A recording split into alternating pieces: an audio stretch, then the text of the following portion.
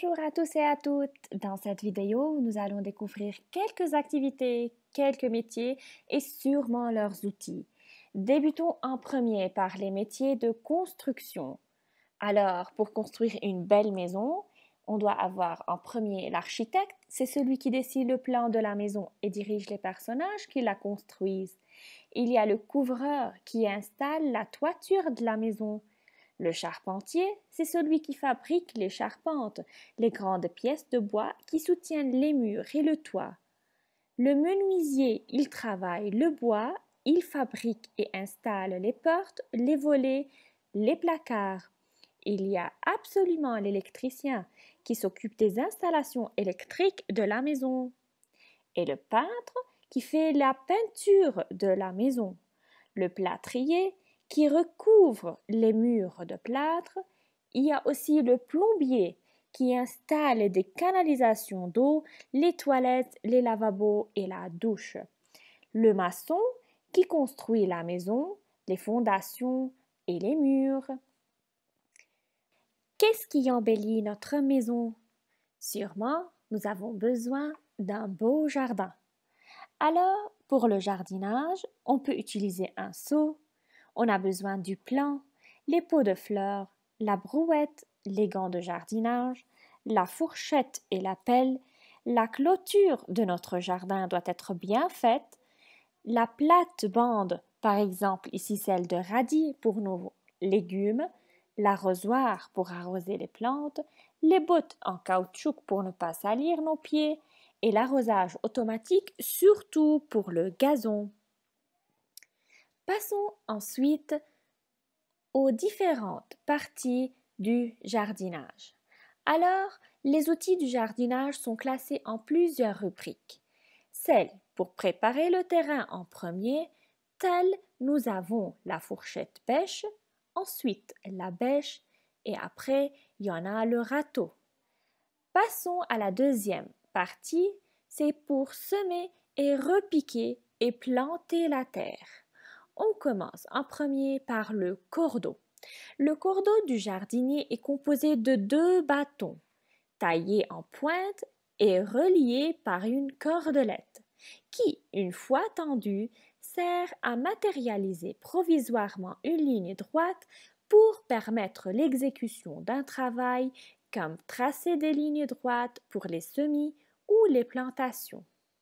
Ensuite, nous avons besoin d'un plantoir à bulbes.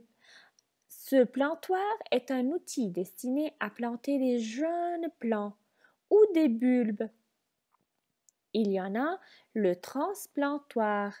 Le transplantoir est une sorte de petite truelle individuelle, mais elle est à manches courtes et lame métallique en forme de pelle, utilisée pour casser la croûte de terre, mélanger des engrais, faire des trous pour des plantations ou des repiquages. C'est un outil indispensable pour le jardinage.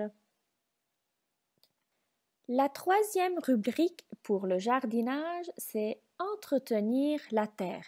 Et pour entretenir la terre, nous avons besoin des outils spécifiques, tels le sécateur.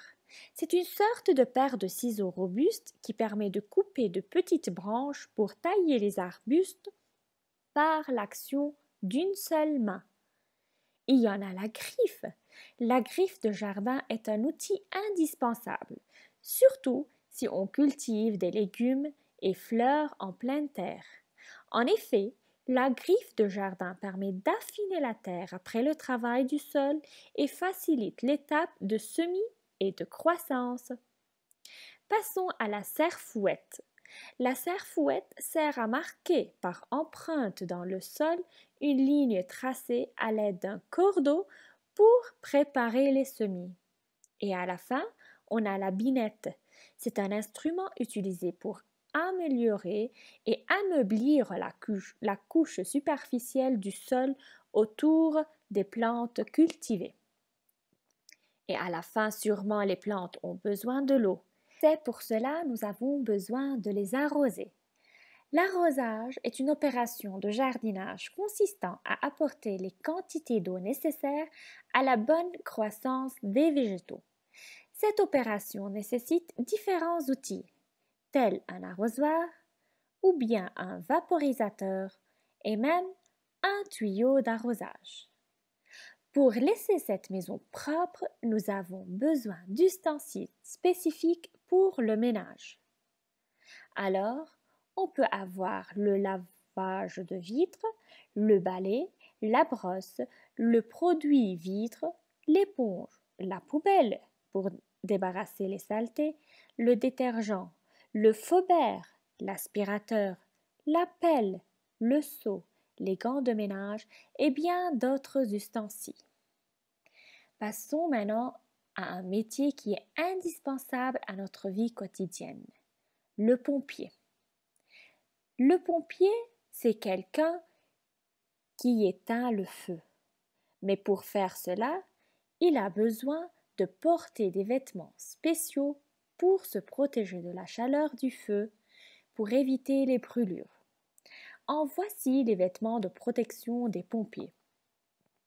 Il y a le manteau, le pantalon, des bottes, une casque, une cagoule et des gants. Pour les outils utilisés pour ce métier-là, il y en a un premier, c'est le tuyau d'incendie. Ce sont de gros tuyaux en tissu et en caoutchouc pour éteindre le feu. Pour les remplir d'eau, on les vise sur les réservoirs des camions de pompiers, sur les piscines réservoirs ou sur les bornes fontaines. Ensuite, le pompier a besoin d'un détecteur de gaz pour détecter des vapeurs de produits dangereux qui pourraient faire une explosion ou même une intoxication aux pompiers. Après, il y a l'âche pour entrer dans une maison en feu par une fenêtre ou faire un trou dans le toit pour laisser sortir le feu et la fumée. Et à la fin, l'appareil respiratoire est très indispensable. Les pompiers portent un appareil respiratoire pour leur sécurité. Ça comprend un masque sur le visage et une bouteille d'air comprimé. Ça sert à respirer même s'il y a du feu ou de la fumée. Alors, comme le pompier est un métier très important, il y a aussi la médecine qui est aussi très importante à notre vie quotidienne.